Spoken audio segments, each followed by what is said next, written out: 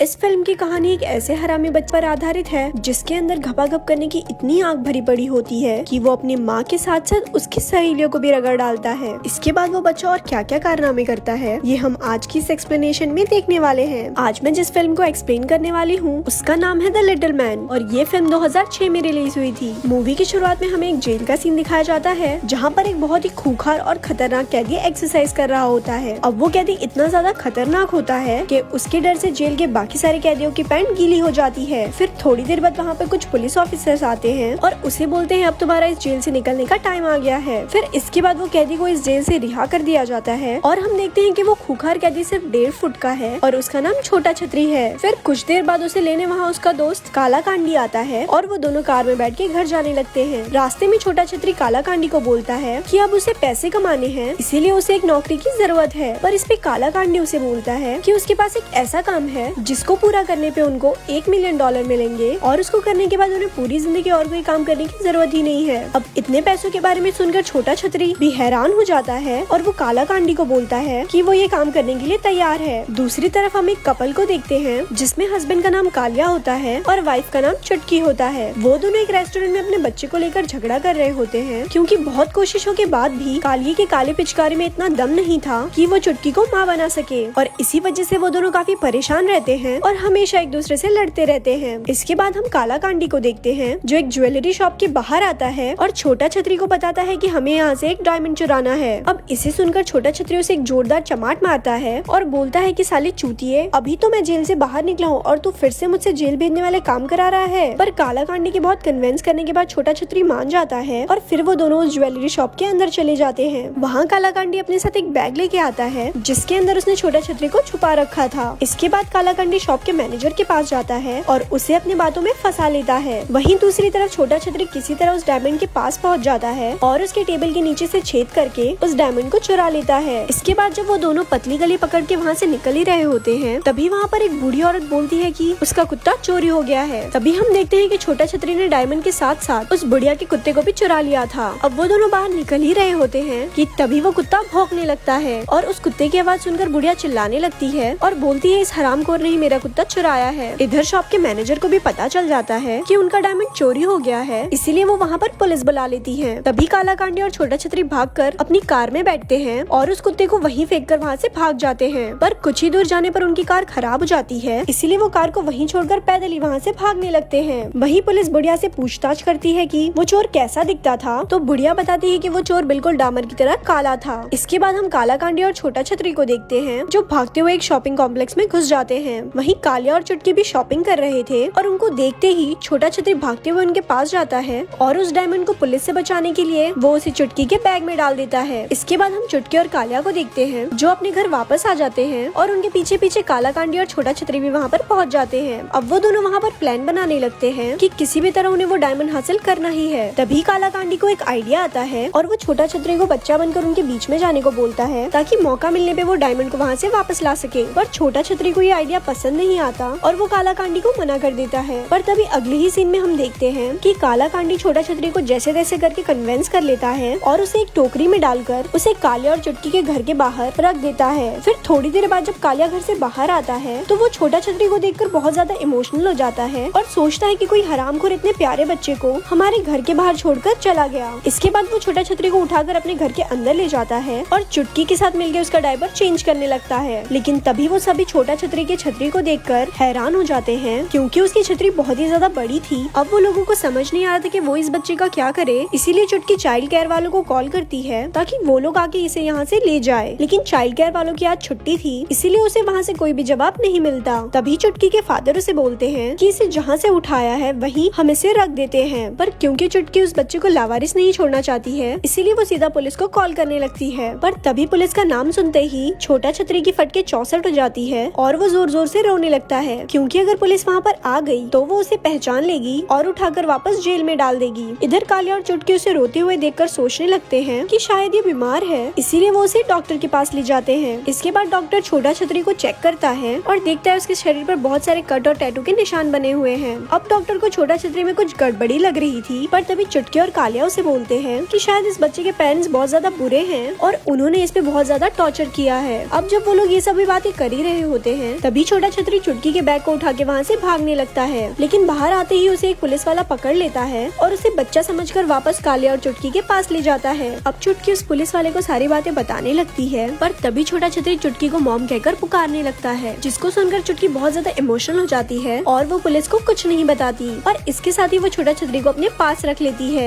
इसके बाद अगले सीन में हम टट्टू लाल नाम के एक आदमी को देखते हैं, जो कि एक गैंगस्टर होता है और उसने ही काला कांडी को डायमंड चुराने का काम दिया होता है, लेकिन अभी तक काला कांडी ने उसका काम पूरा नहीं किया। इसीलिए टट्टू लाल उसे धमकी देता है कि अगर 7 दिनों में उसने वो डायमंड लाकर नहीं दिया तो वो उसके पिछवाड़े को खोलकर उसका चबूतरा बना देगा। वहीं दूसरी तरफ हम चुटकी को देखते हैं, जो कि छोटा छतरी से मिलाने के लिए अपने कुछ दोस्तों को घर पर बुलाती है, लेकिन जब वो सभी औरतें छोटा छतरी को देखती है तो वो थोड़ा हैरान हो जाती है, क्योंकि छोटा छतरी बाकी बच्चों की तरह नहीं था। इसके बाद चुटकी अपनी सहेलियों को लेकर किचन में जाती है, जहाँ पर छोटा छतरी उसकी एक सहेली को गंदी नजरों से देखने लगता है। इसके बाद वो उसकी सहेली के पास जाता है और उसे गोदी में उठाने के लिए बोलता है। फिर जब वो औरत उसे अपनी गोदी में उठाती है तो छोटा छतरी उसके दोनों संतरों को देखकर बहुत ज्यादा एक्साइटेड हो जाता है और उन्हें पकड़ने की कोशिश करता है, पर क्योंकि वो संतरे बहुत ज्यादा बड़े थे इसीलिए वो छोटा छतरी के हाथ में नहीं आ पाते। दूसरी तरफ चुटकी को लगता है कि शायद इसे भूख लगी है और वो दूध पीना चाहता है, इसीलिए चुटकी अपनी एक सहेली को उसे माँ का दूध पिलाने के लिए बोलती है। अब तो छोटा छतरी की चांदी हो गई थी और वो दबा दबा कर दोनों संतरों को निचोड़ने लगता है। फिर कुछ देर मस्ती करने के बाद जब वो सभी लोग वहाँ से जा रहे होते हैं तो वो एक एक करके छोटा छतरी को किस करने लगते हैं, लेकिन छोटा छतरी ये मौका भी नहीं छोड़ता और वो इमरान हाशमी की तरह उनके होठों को पूरी तरह चूस डालता है। फिर थोड़ी देर बाद चुटकी उसे अपने रूम में ले जाती है और उसके कपड़े चेंज करके उसे सुला देती है। फिर आधी रात को जब सभी लोग सो जाते हैं तो छोटा छतरी उस हीरे को ढूंढने लगता है और साथ ही वो काला कांडी को भी फोन करने लगता है, लेकिन तभी वहाँ पर चुटकी का बाप उठ जाता है और वो उसको चोर समझकर उस पे गन पॉइंट कर देता है, लेकिन तभी वहाँ पर कालिया आ जाता है और वो अपने ससुर को समझाकर छोटा छतरी को वहाँ से ले जाता है। फिर अगले दिन जब चुटकी नींद से उठती है तो वो कालिया को पूरी रात बिना रुके घचाघच करने के लिए थैंक यू बोलती है, लेकिन तभी कालिया उसे बताता है कि मैंने तो कल रात तुम्हारे साथ घचाघच किया ही नहीं। अब यहाँ पर कालिया को कुछ समझ नहीं आता, पर हम व्यूवर्स अच्छी तरह समझ जाते हैं कि कल रात छोटा छतरी ने दबा दबा कर चुटकी के साथ घचाघच किया है। फिर इसके कुछ देर बाद चुटकी तैयार होकर ऑफिस चली जाती है और यहाँ पर हमें पता चलता है कि घर चलाने के लिए सिर्फ चुटकी ही काम करती है और वहीं उसका हस्बैंड पूरे दिन घर पर सोता रहता है, लेकिन इस बार वो छोटा छतरी को घुमाने के लिए पार्क में लेके जाता है और वहाँ पर वो अपने दोस्तों के साथ बैठकर बातें करने लगता है। वहीं दूसरी तरफ छोटा छतरी के पास काला कांडी आता है और छोटा छतरी उसे बताता है कि टेबल के ऊपर जो बैग रखा है उसी के अंदर डायमंड है।